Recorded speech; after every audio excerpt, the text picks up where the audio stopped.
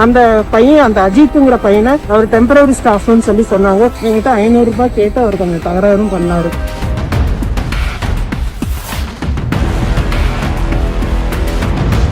வேற ஒருத்தர் ஆட்டோ டிரைவர்கிட்ட கொடுத்துதான் நான் டிரைவ் பண்ணிட்டு வந்தேன் அப்படின்ற மாதிரி சொன்னாரு. ஆனா அங்க இருக்கிறவங்க சிபிடி ஃபுட்டேஜ் எல்லாம் பார்க்கும்போது இவரே தான் வண்டியை அரைகுறையா ஓட்டிட்டு வந்திருக்காரு, வேற யாரும் டிரைவ் பண்ணல. மதுரை மாவட்டம் திருமங்கலத்துல இருந்து இங்க மடப்புறம் காளியம்மன் கோயிலுக்கு தரிசனம் பண்றதுக்காக வந்தோம். இங்க எங்க அம்மாவுக்கு கிட்டத்தட்ட 1 மாசத்துக்கு மேல உடல்நிலை சரியில்லை. அவங்கள ஸ்கேன் எடுக்க சொல்லியிருந்தாங்க டாக்டர். அவங்களால சரியா பேச முடியல, ஸ்கல் ஸ்கேன் எடுக்க சொல்லியிருந்தாங்க. சோ ஸ்கேனுக்காக நாங்க போனப்போ நகையெல்லாம் கழட்டி எங்க பேக்ல வச்சிருந்தோம், காரோட பின்னு இருக்கையில வச்சிருந்தோம். அவங்க திடீர்னு மடப்புறம் காளியம்மனை நான் பார்த்த அப்புறம் தான் ஸ்கேன் எடுக்க ஒத்துக்குவேன்னு சொல்லிட்டாங்க. அதனால ஸ்கேன் எடுக்காம வச்ச நகையோட அப்படியே காளியம்மன் கோயிலுக்கு வந்தோம். இங்க டெம்பிள் ஸ்டாஃப் யூனிஃபார்ம் போட்டவர் நின்றுட்டு இருந்தாரு. இவங்களுக்காக வீல் சேர் கேட்டேன் நானு. அவர் வீல் சேர் கொண்டு வந்து கொடுத்துட்டு காரை நானே கொண்டு போய் நிப்பாட்டிட்டு வரேன், எங்ககிட்ட கார் சாவி வாங்கிட்டாரு. உள்ள நான் வீல் சேரோட அம்மாவோட கோயிலுக்குள்ள சாமி தரிசனம் பண்ண போயிட்டு ரொம்ப நேரம் கழிச்சுதான் சாவி எங்களுக்கு கொண்டு கொடுத்தாரு. திரும்ப ரிட்டர்ன் நாங்க வண்டியை அவரை எடுத்துட்டு தர சொன்னோம். இப்ப வண்டி எடுத்துட்டு தந்தாரு. அப்படியே நாங்க கிளம்பிட்டோம். கொஞ்சம் தூரம் போனோன்னே இவங்க சாப்பிடலையேன்னு சொல்லிட்டு நான் இவங்களை சாப்பிடுறீங்களாமான்னு கேட்டேன். அப்புறம் நகையெல்லாம் போட்டுக்கோங்க, ரொம்ப மட்டையா இருக்குன்னு சொல்லிட்டு பின்னாடி திரும்பி பேக்ல பாக்கும்போது பேக் வெளியே கடந்தது.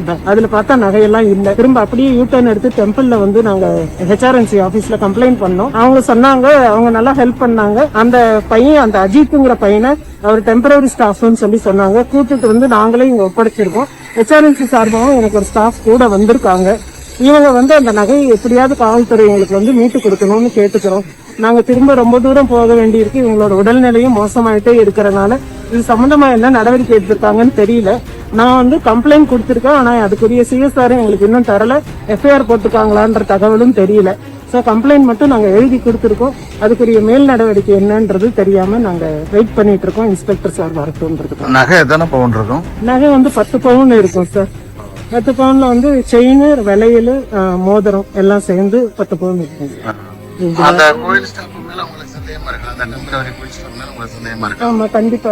அவர் தான் எடுத்துட்டு போனாரு. ஹெச்ஆர்என்சில இருக்கிறவங்க எல்லாம் கூப்பிட்டு விசாரிச்சப்ப அவர் நிறைய முன்னுக்கு பின்ன மரணா பதில் சொன்னாரு. என்கிட்ட 500 ரூபாய் கேட்டு அவர் கொஞ்சம் தகராறும் பண்ணாரு. வீல் சேர் கொண்டு வந்தெல்லாம் 500 ரூபாய் கொடுங்க, நாங்க 5 ஸ்டாஃப் இருக்கோம் அப்படின்ற மாதிரி சொன்னாரு. நான் 100 ரூபாய் தான் கொடுத்தேன்.